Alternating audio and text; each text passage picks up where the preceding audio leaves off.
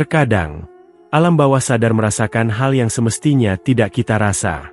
Semu hampa sisi lain selalu membuat nurani terpana, walau mata jelas terbuka, sampai akhirnya, takut, menghentikan laju nyali. Sekali lagi aku melirik kaca spion, bapak itu masih ada, duduk diam paling belakang sambil menatap keluar, senyum terus mengembang di wajahnya yang terlihat bersih, terpancar rona bahagia. Di sebelah bapak itu ada seorang ibu dan anak lelakinya. Si ibu terus-terusan menangis, sementara anaknya terus menenangkan ibunya. Drama hidup yang sudah sering aku saksikan ini belum juga membuat jadi terbiasa, melihat dan mendengar orang yang sedang dalam kesedihan karena salah satu anggota keluarga terbaring kritis. Tetap membuat hati dan perasaanku bergetar juga.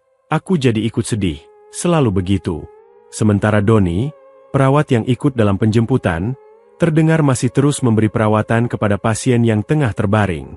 Jalanan Jakarta tergolong sepi, tentu saja karena masih jam 2 pagi. Sebentar lagi sampai, rumah sakit hanya tinggal beberapa ratus meter jaraknya. Ingin cepat-cepat sampai saja rasanya.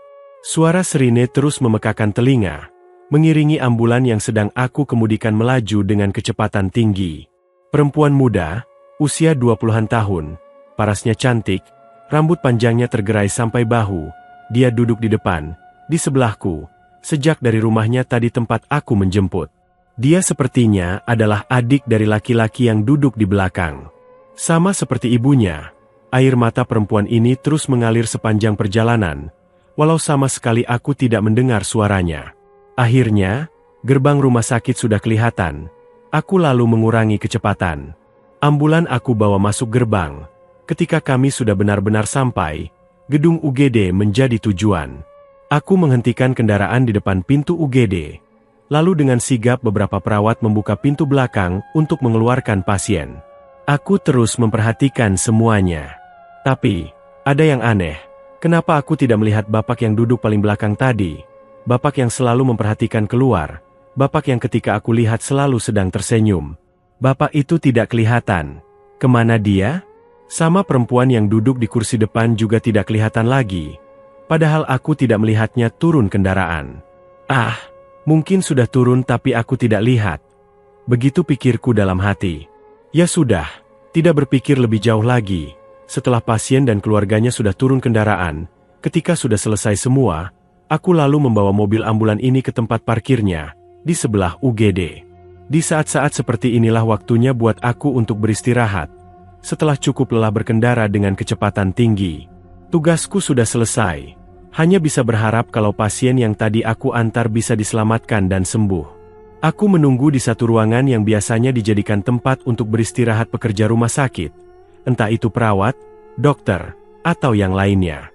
Mereka juga sama seperti aku, butuh sekedar menghela nafas ketika baru saja selesai bertugas.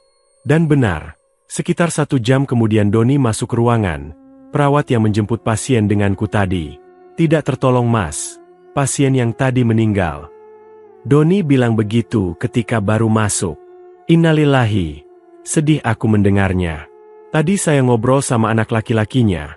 Sepeninggal almarhum ayahnya sekarang hanya tinggal dia dan ibunya saja. Lanjut Doni. Tinggal berdua? Kan masih ada bapak dan adiknya yang ikut kita tadi Don. Ucapku sedikit protes. Mas Anto ini gimana sih? Yang meninggal itu bapaknya. Sedangkan adiknya sudah meninggal juga 2 tahun yang lalu. Sakit katanya. Kan tadi ada bapak-bapak di belakang bareng kamu Don. Bareng pemuda laki-laki, ibunya, dan adik perempuannya yang duduk di depan. Mas, tadi itu, saya di belakang cuma bareng anak laki-laki pasien dan ibunya saja. Tidak ada bapak-bapak. Doni mulai agak tinggi nada bicaranya. Terus bapak yang duduk di paling belakang itu siapa? Berkumis, agak gemuk, rambut sedikit ikal. Ah, Mas Anto halu nih. Yang digambarin itu kok mirip dengan pasien yang meninggal tadi. Beneran mas, saya tadi cuma bertiga di belakang mendampingi pasien. Terus, yang duduk di depan, sebelah saya siapa? Perempuan muda cantik. Tanyaku lagi.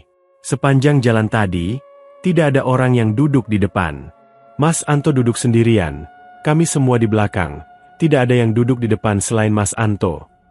Begitu Doni bilang, dan dia sama sekali tidak bercanda. Aku Anto, bekerja sebagai supir ambulan di salah satu rumah sakit besar di Jakarta. Profesi ini sudah aku geluti sejak tahun 2009 lalu, sudah cukup lama. Awalnya, ini memang bukan jadi pekerjaan yang aku inginkan dan cita-citakan. Sama seperti kebanyakan orang, aku juga ingin bekerja kantoran, tetapi nasib menggariskan demikian, aku harus mengabdikan hidup sebagai supir ambulan. Rumah sakit tempatku bekerja juga bukan rumah sakit kecil, termasuk cukup besar malah. Bangunannya menjulang tinggi di jalan besar yang terletak di selatan Jakarta. Yayasan yang menaungi juga sangat menghargai pekerjanya, termasuk supir sepertiku. Makanya, sudah 10 tahun lebih aku bertahan, karena memang betah. Dalam perjalanannya banyak pengalaman yang aku rasakan, pahit getirnya sudah aku alami, termasuk cukup banyak pengalaman menjurus seram. Beberapa di antaranya sangat jauh di luar logika, tidak masuk akal tapi kejadian. Satu pengalaman janggal menjurus seram sudah aku ceritakan di awal tadi, ketika ambulan yang aku kemudikan membawa penumpang gelap. 2 penumpang ternyata sudah meninggal. Seperti yang aku bilang tadi, banyak peristiwa yang sama sekali tidak bisa diterima akal, susah untuk dipercaya. Aku sendiri yang mengalaminya pun masih tidak habis pikir, kok bisa semuanya terjadi? Salah satu contohnya lagi, kejadian yang aku alami ketika baru beberapa minggu bekerja. Satu peristiwa yang aku sangat ingat detailnya sampai sekarang. Waktu pertama kali masuk dulu, sebenarnya sudah ada satu supir ambulan, tetapi karena ambulan yang dimiliki oleh rumah sakit lebih dari satu, maka supir yang dibutuhkan juga harus lebih dari satu. Akhirnya, garis hidup menuntunku untuk masuk dan bekerja di rumah sakit ini. Ada satu ambulan yang berbeda, kalau ambulan lain adalah kendaraan baru dan modern, yang ini ukurannya lebih kecil dan usianya sudah cukup uzur. Bisa dibilang merupakan ambulan tua yang sebentar lagi akan dipensiunkan, namun masih layak pakai. Bisa ditebak, akhirnya akulah yang ditugaskan untuk mengemudikan ambulan tua ini. Kisah yang akan aku ceritakan adalah kejadian seram yang aku alami ketika mengendarainya. Ambulan yang pasti sudah banyak cerita di belakangnya. Saksi bisu banyak kisah sedih dan seram. Pertengahan 2009, beberapa minggu aku baru mulai bekerja. Semuanya berawal ketika aku ditugaskan untuk mengantar pasien menuju rumahnya di daerah Purwakarta, Jawa Barat. Entah apa alasannya waktu itu, tidak banyak tanya aku langsung menjalankan tugas yang diberikan. Masih lekat dalam ingatan, waktu itu hari Kamis, aku harus menuju Purwakarta pada sore menjelang malam, berbarengan dengan padat kendaraan karena jam pulang kantor. Benar saja, selepas maghrib aku terjebak dalam kemacetan jalan tol Jakarta Cikampek. Volume kendaraan sangat tinggi, tidak mampu ditembus walaupun terang-terangan yang aku kemudikan adalah ambulan. Kami tetap saja tersendat karena kendaraan lain seperti enggan untuk memberi jalan. Untung saja pasien yang aku antar pulang ini kondisinya tidak kritis. Jadinya agak berkurang bebanku berkendara. Singkat cerita, setelah menerobos padatnya jalan Jakarta Cikampek, sekitar jam 9 malam, kami sudah keluar tol dan mulai memasuki jalan biasa. Tadinya aku pikir setelah keluar tol tidak akan lama lagi akan sampai tujuan. Tapi salah. Ternyata kami masih harus menempuh sekitar 1 jam lagi perjalanan ke arah Subang. Cukup jauh. Tapi akhirnya perjalanan sampai di ujung juga. Sekitar jam setengah 11 kami sampai di rumah pasien. Aku yang ditemani oleh satu orang perawat, Irawan, membantu pasien untuk turun dari ambulan bersama keluarganya. Lega rasanya ketika tugas sudah selesai ditunaikan. Setelah kami diajak untuk makan dan minum terlebih dahulu, jam 11 aku dan Irawan kembali pulang menuju Jakarta. Mas Anto, saya nanti turun di terminal Purwakarta ya. Sudah dekat ke Bandung mas, saya besok libur 2 hari, jadinya mau mudik saja sekalian. Irawan bilang begitu ketika kami baru saja meninggalkan rumah pasien. Dia memang orang Bandung. Orang tuanya tinggal di Kota Kembang, makanya memutuskan untuk sekalian pulang, karena sudah sampai di Purwakarta yang lebih dekat ke Bandung. Oh begitu, ya sudah mas, sekalian mudik ya, tanggung udah di sini kan? Aku jawab begitu. Begitulah, setelah Irawan turun nanti selebihnya aku akan berkendara sendirian menuju Jakarta. Benar adanya, setelah sampai di lampu merah perempatan Purwakarta Subang Bandung, Irawan turun. Kami berpamitan. Setelahnya aku terus melaju, masuk jalan tol menuju Jakarta. Jalan tol, jam 12.30 malam, sudah sangat lengang walau masih cukup banyak kendaraan yang melintas. Ambulan aku pacu dengan kecepatan sedang, Melihat situasi jalan yang tidak terlalu ramai, dan tidak ada yang perlu aku kejar, jadinya kecepatan tinggi tidak terlalu diperlukan. Ditambah sadar, kalau yang aku kendarai ini adalah kendaraan yang umurnya sudah tidak muda lagi, daripada nantinya terjadi kerusakan lebih baik aku menjalankannya dengan kecepatan normal, aman. Benar, awalnya aman, tapi ketika mulai memasuki sepertiga perjalanan sesuatu mulai terjadi. Sesekali aku merasakan kalau mobil seperti kehilangan tenaga. Pedal gas yang aku injak tidak memberikan efek untuk melaju, tapi sebentar kemudian mesin kembali normal. Hal ini berlangsung beberapa kali, aku jadi mulai was-was. Kenapa sih nih mobil? Bergumam aku sendirian. Kemudian mulai berdoa, semoga mobil dapat terus melaju sampai nanti di tujuan. Terus aku berdoa sepanjang jalan. Tapi ternyata takdir berkehendak lain.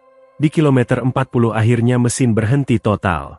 Untunglah, aku masih sempat mengarahkan mobil ke bahu jalan sebelum mesin benar-benar mati. Lewat tengah malam itu, aku terjebak di tengah jalan tol, dengan mobil mogok. Untungnya, aku masih termasuk orang yang mengerti tentang mesin kendaraan. Jadinya masih percaya diri untuk memeriksa kerusakan kenapa sampai mesin mati. Di pinggir jalan itu, aku coba mencari tahu sumber kerusakannya. Tapi aneh. Entah sudah berapa kali aku memeriksa dan memperhatikan mesin mobil tapi tidak melihat ada kerusakan. Semuanya normal. Sampai akhirnya menyerah, di titik ini aku coba menghubungi Pak Ruslan. Beliau adalah supir seniorku, dia juga yang sebelumnya mengendarai mobil ini. Halo Pak Ruslan, maaf mengganggu Pak. Saya mau minta tolong. Aku bilang begitu ketika percakapan sudah dimulai. Iya, ada apa Anto? Pak Ruslan menjawab di ujung telepon. Kemudian aku menceritakan semua yang sedang aku alami. Tapi, di tengah percakapan, Pak Ruslan mengeluarkan pertanyaan yang menurutku agak aneh. Anto, ini sampean lagi di mana? Tanya Pak Ruslan dengan logat Jawa kentalnya. Saya lagi di pinggir jalan tol Pak. Memangnya kenapa? Aku menjawab dengan pertanyaan. Kok saya dengar ada orang yang sedang berdoa ya? Banyak orang. Atau kamu sedang dekat tempat ibadah? Tidak ada Pak. Ini saya benar sedang di pinggir jalan tol. Tidak ada orang berdoa. Seperti itu percakapanku. Oh, begitu. Maaf, saya tidak bisa bantu apa-apa. Lebih baik kamu tunggu mobil derek saja kalau memang mobil mogok total. Begitu katanya. Ada orang berdoa? Kok aneh? Tapi ya sudahlah. Aku mengabaikan omongan Pak Ruslan itu. Beliau juga tidak bisa membantu. Tidak ada jalan lain, aku akan menghubungi nomor darurat jalan tol. Tapi sebelum menelpon, iseng aku mencoba memutar kunci mobil sekali lagi, mencoba menghidupkan mesin. Sambil berdoa, aku melakukannya. Ternyata mesin hidup, menyala dengan normal, seperti tidak pernah ada kerusakan sebelumnya. Tidak membuang-buang waktu, aku langsung tancap gas. Ah leganya. Aku terus memacu mobil menuju rumah sakit. Aku pacu dengan kecepatan cukup tinggi supaya cepat sampai. Tapi ketika persis sebelum aku masuk ke tol Jor Lingkar luar Jakarta, ponselku berdering. Ternyata istriku yang menelpon. Halo, Papa di mana? Kok belum pulang juga? Begitu istriku bilang. Masih di jalan, tapi sebentar lagi sampai kok. Ini udah di tol Jor. Papa sama siapa di mobil? Kok ada suara orang berdoa? Ada pasienkah? Aku kaget mendengarnya, karena istriku menanyakan hal yang sama dengan pertanyaan Pak Ruslan tadi. Orang berdoa? Tidak ada ah. Ini Papa sendirian. Ya sudah dulu ya. Nanti Papa langsung pulang begitu sampai rumah sakit. Orang berdoa? Kok istriku dan Pak Ruslan bilang kalau mereka mendengar ada orang berdoa di dekatku? Padahal aku benar sedang sendirian. Ah, ya sudahlah. Mungkin ada gangguan pada ponselku. Tidak berpikir macam-macam, aku terus meluncur menembus lengangnya jalan tol. Hal aneh berikutnya terjadi ketika aku sedang melintas di depan terminal Kampung Rambutan, kira-kira setengah jam menuju rumah sakit. Tiba-tiba, sayup aku mendengar ada orang yang sedang berdoa, bukan satu, tapi beberapa orang. Awalnya aku pikir suaranya dari luar, tapi ternyata aku salah.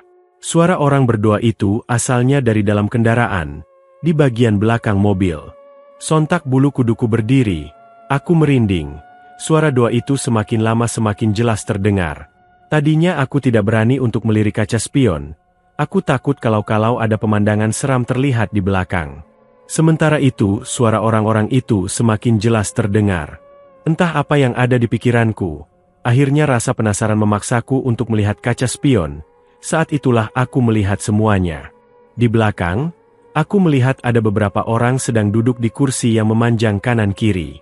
Mereka semua berpakaian gelap, masing-masing memegang buku yang bentuknya seperti kitab suci. Mereka seperti sedang berdoa sambil membaca kitab suci di tangannya.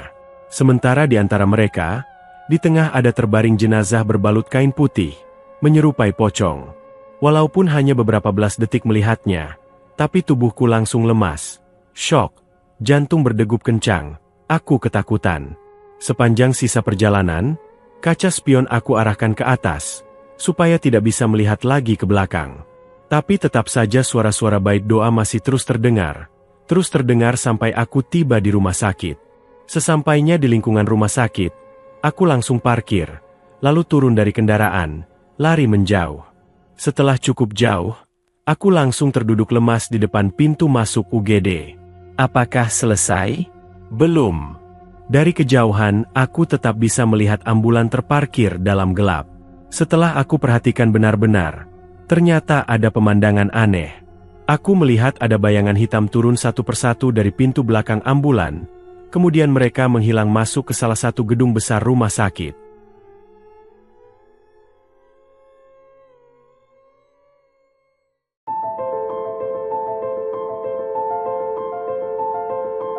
Oke teman-teman, ceritanya selesai sampai di sini. Bagaimana menurut kalian cerita kali ini? Tuliskan di kolom komentar, dan nantikan kisah-kisah lainnya. Tetap di channel Dairi Mistika.